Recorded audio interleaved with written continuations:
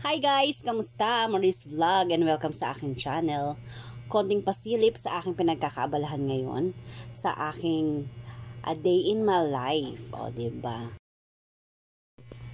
Nag-work na nga pala ako guys. 3 times a week lang po ito. Nag-a-assist lang po ako dyan sa chef. Yan po yung mga niluluto niya sa umaga. Ayan. And then, i-deliver po ito. After naman po ma-deliver ito, gagawa naman po ako ng backup na ingredients para po sa next day na lulutuin ng chef namin. Isa nga pala ito sa dahilan kung bakit hindi na nakakapag-upload ang lola nyo, diba? Dahil nagbibisi-bisihan lang po. Pag wala naman akong pasok, nandito lang ako sa bahay.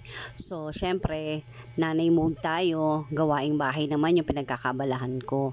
So, lalo na ngayon, pasukan na. Busy na naman tayo sa pagpe-prepare ng mga baon ng aking Junakis. O, diba? Yan nakadahilanan kung bakit hindi na nakakapag-upload. Dahil may bagong karir na ang nanay nyo. Ang dating tendera noon, assistant chef na ngayon. Charis! Kaya, uy, ano ba yan? Tsaka ko na lang i-chika sa inyo, no, kung anong nangyari sa buhay ng nanay nyo, o diba? Ano ba yun? Ano nangyari? Uy, para namang ano? Basta, nag-enjoy ako sa ginagawa ko ngayon. At sana magtuloy-tuloy na to, no? Upload na, upload na! Sige na, para kumita na tayo. Tagal ko na rin kasi hindi sumisweldo dito kay Whitey. Baka naman. Ayan na nga, tapos na yung pag-prepare namin ng food at na-deliver na ito. Nakapagligpit na rin ako dyan, so it's time na para kumain, o diba? Yan, coffee is life naman tayo. Kasi mamaya, pagkatapos kong kumain, hintayin ko lang yung task na ibibigay sa akin nung chef. Nung chef talaga, ni chef. Yan, may ibibigay siya sa akin, task. Gagawin ko na yon. Magbaback up ako no ng mga ingredients na gagamitin naman niya sa kinabukasan.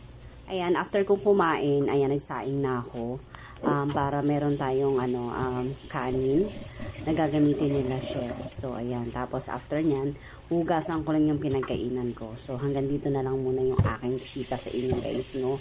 Sa susunod na video ko na lang ulit i-chika sa inyo kung ano yung mga abalahan ko pa or ano ba yung piniprepare namin yung food. Pero sa ngayon, iyan lang muna yung papakita ko sa inyo or ipapasilip sa buhay ko. Salamat ng marami. Please like and subscribe.